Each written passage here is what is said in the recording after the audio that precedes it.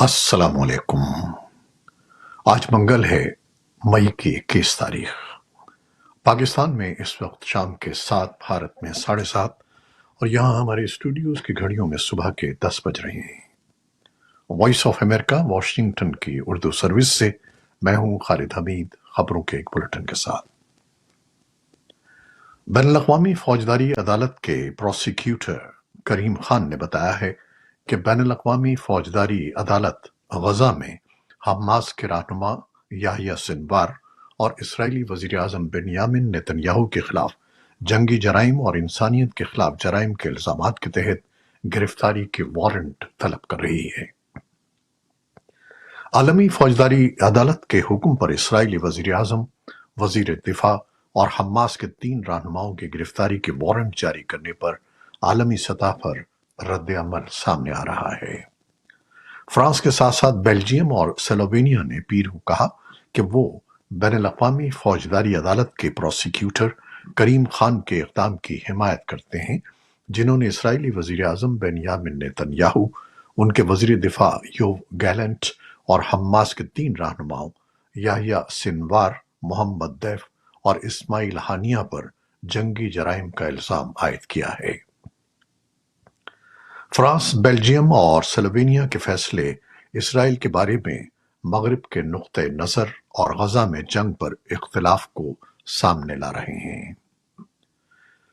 اسرائیلی وزیر اعظم نیتن یاہو اور دیگر اسرائیلی رہنماؤں نے اس اقدام کو توہین آمیز اور یہود دشمنی قرار دیتے ہوئے اس کی مذمت کی ہے، جبکہ امریکی صدر جو بائیڈن نے استغاثہ پر تنقید کی ہے اور حماس کے خلاف اسرائیل کے اپنے دفاع کے حق کی حمایت کی ہے۔ حماس نے اپنے رہنماؤں کی گرفتاری کی درخواست کی مذمت کرتے ہوئے ایک الگ بیان جاری کیا ہے اور کریم خان پر الزام لگایا ہے کہ وہ جارح اور مجروح کو برابری کی سطح پر رکھ رہے ہیں۔ اقوام متحدہ کے ڈائریکٹر برائے آپریشنز اینڈ ایڈوکیسی برائے انسانی امور ووو سورنو نے سلامتی کونسل کو بتایا ہے کہ اسرائیل کی 2 ہفتے قبل رفح میں زمینی کارروائی شروع ہونے کے بعد سے غزہ کے اس علاقے سے 8 لاکھ سے زائد فلسطینی نقل مکانی کر چکے ہیں۔ اس صورتحال پر اسرائیل کے ایلچی جالا دادران نے کہا کہ یہ واقعہ خوفناک ہے کہ رفح میں شہریوں کو نکلنا پڑا ہے، تاہم لوگوں کے انخلا کے اقدام کی حمایت کی جانی چاہیے، مذمت نہیں۔ ان کا کہنا تھا کہ اس آپریشن کی تکمیل ضروری ہے۔ اس موقع پر فلسطینی ایلچی ریاض منصور نے اسرائیل پر الزام لگایا کہ اس نے رفح کو محفوظ رکھنے کے بین الاقوامی مطالبات کو نظر انداز کیا اور وہاں کی آبادی کو زبردستی نقل مکانی پر مجبور کر دیا۔ واشنگٹن نے ایک جانب جہاں ہیلی کاپٹر حادثے میں ایران کے صدر ابراہیم رئیسی کی ہلاکت پر تعزیت کا اظہار کیا ہے، قومی سلامتی کونسل کے مشیر جان کربی نے پیر کے روز ایرانی صدر کی ہیلی کاپٹر حادثے میں ہلاکت پر بات کرتے ہوئے کہا کہ وہ ایک ایسے شخص تھے جن کے ہاتھ بہت سے لوگوں کے خون سے رنگے ہوئے تھے۔ کربی کا مزید کہنا تھا کہ لیکن ہمیں یقینی طور پر ایک حادثے میں ان کی جان جانے پر افسوس ہے اور ہم نے سرکاری طور پر ان کی ہلاکت پر تعزیت کی ہے۔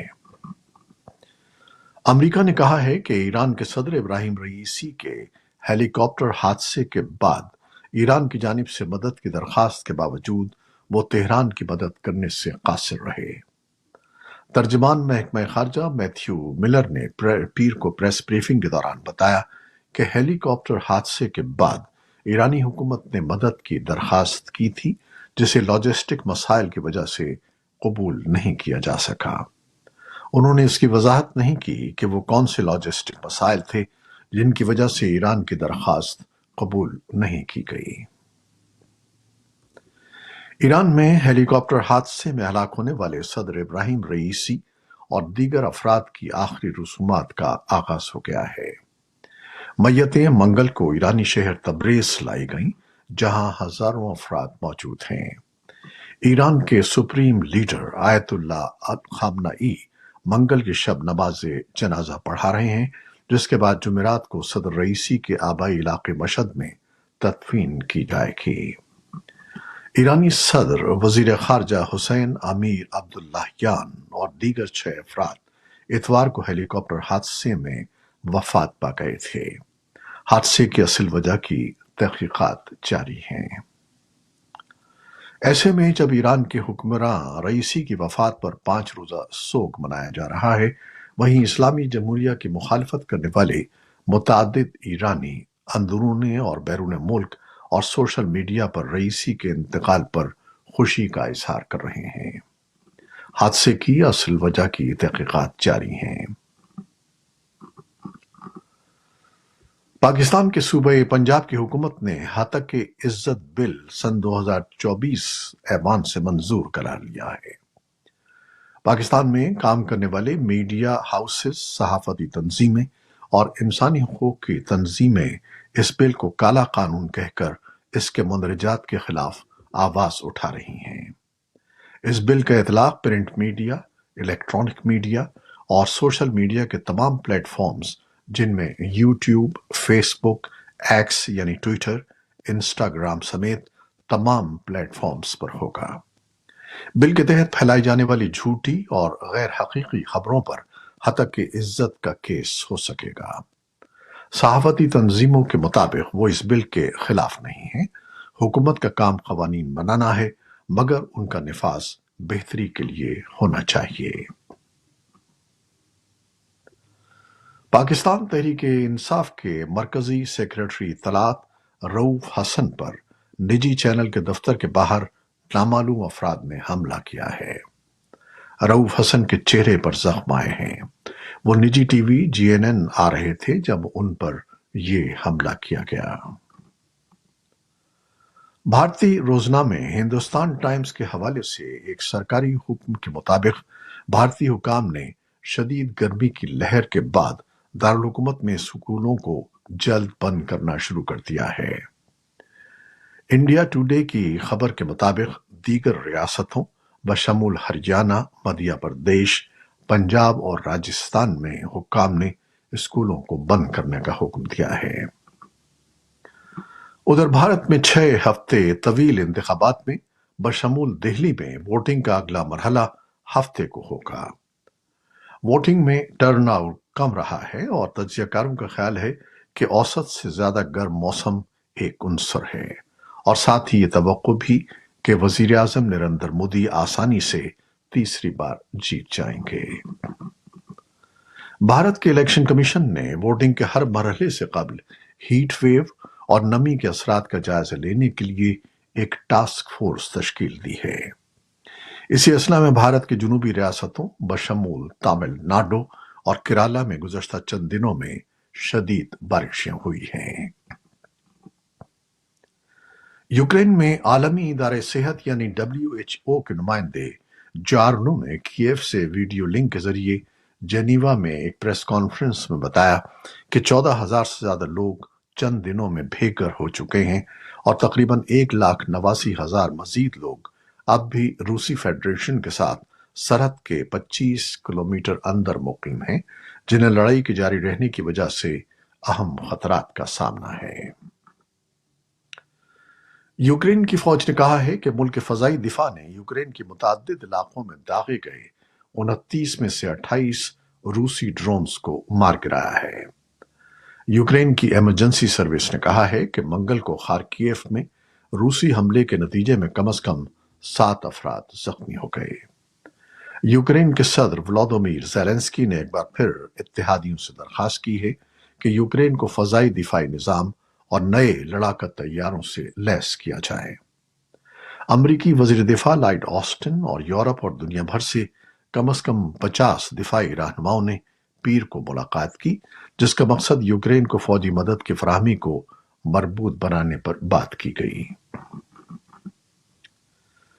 یونان کی ایک عدالت نے مصری مردوں کے مقدمے کی سماعت کو ترک کر دیا ہے۔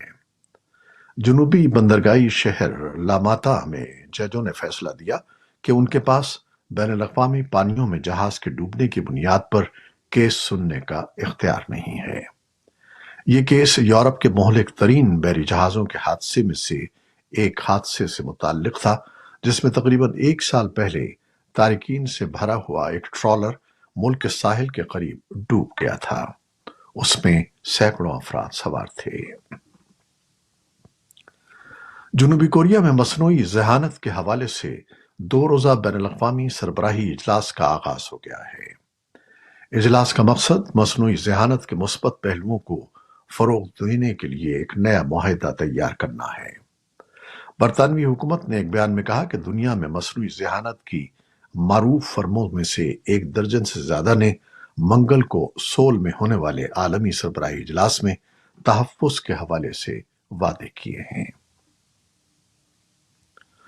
برطانیہ کے وزیر اعظم رشی سوناک نے برطانیہ کے سائنس، اختراعات اور ٹیکنالوجی محکمے کی طرف سے جاری کردہ ایک بیان میں کہا ہے کہ ان اداروں کے یہ وعدے اس بات کو یقینی بناتے ہیں کہ دنیا میں مصنوعی ذہانت کی کلیدی کمپنیاں اپنے منصوبوں پر شفافیت اور جواب دہی کی ذمہ دار ہوں گی۔ یہ تھیں وہ خبریں جو فیس بک لائیو پر ہم نے آپ کے لیے پیش کی۔ ہماری ویب سائٹ، یوٹیوب اور پوڈ کاسٹ پر یہ بلیٹن آپ کے لیے پوسٹ کر دیا جاتا ہے۔ آپ ہمارے بلیٹن کو شیئر کرتے ہیں اور اپنے کمنٹس میں اپنی محبتوں کا اظہار کرتے ہیں، جس کے لیے ہم آپ کے بے حد ممنون ہیں۔ اپنی ان محبتوں، ان دعاؤں کو جاری رکھیے گا۔ نیوز پروڈیوسر سید اصفر امام اور نیوز ایڈیٹر بہجت جیلانی کے ساتھ خالد حمید کو اب اجازت دیجیے گا۔ اللہ حافظ۔